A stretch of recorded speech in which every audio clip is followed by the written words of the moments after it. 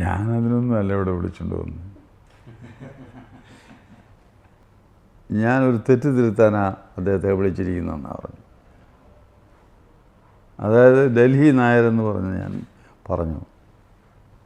പക്ഷേ അദ്ദേഹത്തിൻ്റെ പ്രവർത്തനവും അദ്ദേഹത്തിൻ്റെ അറിവും അദ്ദേഹത്തിൻ്റെ ലോകപരിചയവും ശരിക്കും മനസ്സിലാക്കാൻ കഴിഞ്ഞപ്പോൾ അദ്ദേഹം ഒരു വിശ്വപൗരനാണ്, ഒരു കേരളീയനാണെന്ന് എനിക്ക് ബോധ്യമായി. അതുകൊണ്ട് എന്താ പറഞ്ഞു, അല്ലാതെ സത്യമാണെന്ന്. ഇത്രയും അറിവുള്ള ഒരു മനുഷ്യൻ ആരുണ്ട്?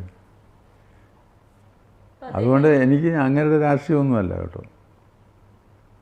ഇന്ത്യയുടെ പോലും പ്രധാനമന്ത്രിയായിട്ട് ഇരിക്കാൻ യോഗ്യതയുള്ള ആളാണ്. പക്ഷേ കൂട്ടത്തിൽ നിൽക്കുന്നത് സമ്മതിക്കാനും പിന്നെ എന്താ ചെയ്യാൻ? അധോഗതി എന്നല്ലാതെ വല്ലതും പറയാനുണ്ട്. എനിക്ക് അതായത് തിരുവനന്തപുരത്ത് അന്ന് മത്സരിച്ചല്ലോ. മത്സരിച്ച് കഴിഞ്ഞപ്പോൾ അന്ന് പിന്നെ കോൺഗ്രസ്സുകാർ തന്നെ ആയിട്ട് എൻ്റെ ഒരു മത്സരം ഉണ്ടായിരുന്നു. പുള്ളിക്ക് കോൺഗ്രസ് പോലും അങ്ങനെ ആക്സെപ്റ്റ് ചെയ്യാത്തൊരു സാഹചര്യം അവിടെ ഉണ്ടായിരുന്നു. ആ ഒരു സാഹചര്യത്തിലാണ് നമ്മളത് പറഞ്ഞ് ഡൽഹി നായർ എന്നാണ് പറഞ്ഞത്. അല്ലല്ല അല്ലല്ല അല്ലല്ല ഞാൻ അത് അതെ അതെ ഞാനങ്ങനെ തന്നെ പറഞ്ഞതാണ്. അല്ലാതെ ആരും പറഞ്ഞ് പറയിപ്പിച്ചൊന്നുമില്ല. അങ്ങനെ പറഞ്ഞാൽ പറയുന്ന ആളൊന്നുമല്ല. നോൺ പൊളിറ്റിക്കലായിട്ട് നിൽക്കണം എന്നുള്ളൊരു ആഗ്രഹം പ്രകടിപ്പിക്കാറുള്ള അങ്ങനെയാണ് ഇതുവരെ നടന്നിട്ടുള്ളത്. ഇത്തവണ ശശി തരൂരിനെയാണ് നമ്മൾ ഇനോഗ്രേറ്റ് ചെയ്യാൻ വേണ്ടിയിട്ട്. അദ്ദേഹത്തെ ഇനോഗ്രേറ്റ് ചെയ്യാൻ വിളിക്കാനുള്ള ഒരു സാഹചര്യം എന്തായിരുന്നു? പ്രത്യേകിച്ച് ഈ പ്രത്യേക രാഷ്ട്രീയത്തിൽ മാത്രം ഒതുങ്ങി നിൽക്കുന്ന ഒരാൾ വേണ്ടാന്ന് തീരുമാനിച്ചു. ഞങ്ങൾക്ക് ഒരു രാഷ്ട്രീയത്തെ ഞങ്ങൾ ഉൾക്കൊള്ളുന്നില്ല. അപ്പം നോക്കിയപ്പോൾ പ്രത്യേകിച്ച് ഈ സമുദായത്തിൽപ്പെട്ട ഒരാളും ആയിരിക്കണം എന്നുള്ളൊരു ഇതുണ്ട്. ഞങ്ങൾ സാധാരണ ഇങ്ങനെയുള്ള മീറ്റിങ്ങുകളിൽ മതസൗഹാർദ്ദത്തിൻ്റെ പേരിൽ ഒരു നായർ, ഒരു ക്രിസ്ത്യൻ, ഒരു മുസ്ലിം അങ്ങനെയൊക്കെയാണ് എടുക്കാറ് പതിവ്.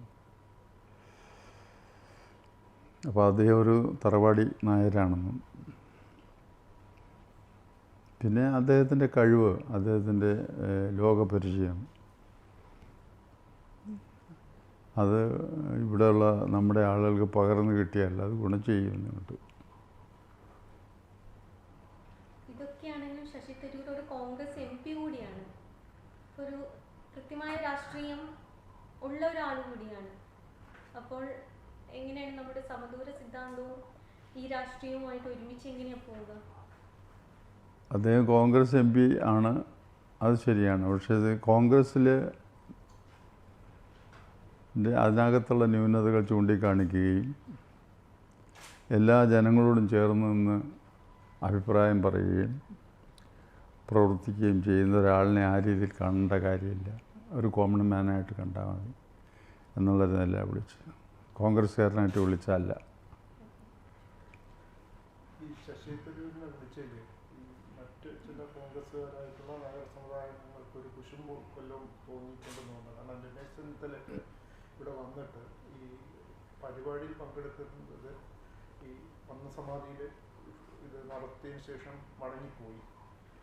അപ്പം അങ്ങനെ ശശി തരൂർ പറയുകയും ചെയ്തിരുന്നു, ഒരു കോൺഗ്രസ് ഈ ഒരു നായർക്ക് മറ്റൊരു നായരെ കണ്ടുകൂടാ എന്നുള്ള മണ്ണത്തിൻ്റെ ഒരു ഇത് അങ്ങനെ തോന്നിയിട്ടുണ്ടോ?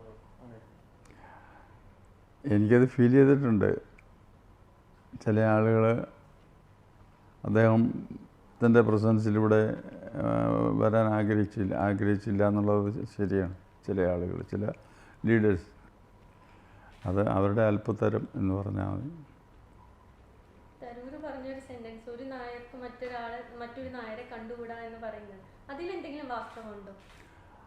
അത് ഈ മൂപ്പിലുള്ള കാലം മുതൽ അങ്ങനെ, മൂപ്പിലെന്ന് പറഞ്ഞാൽ മന്നത്ത് ആചാര്യനുള്ള കാലം മുതൽ തന്നെ അദ്ദേഹത്തിൻ്റെ നാവിൽ നിന്ന് തന്നെ ഞാൻ കേട്ടിട്ടുണ്ട്. അത് വാസ്തവമാണോ? വാസ്തവമാണോ എന്ന് വെച്ചാൽ പല അനുഭവങ്ങളും കാണിക്കുന്നുണ്ടത്. ഇപ്പോൾ എല്ലാ വിഭാഗത്തിലും അതുണ്ടോ ഇല്ലയോ എന്ന് നമ്മൾ വിലയിരുത്തിയിട്ടില്ല.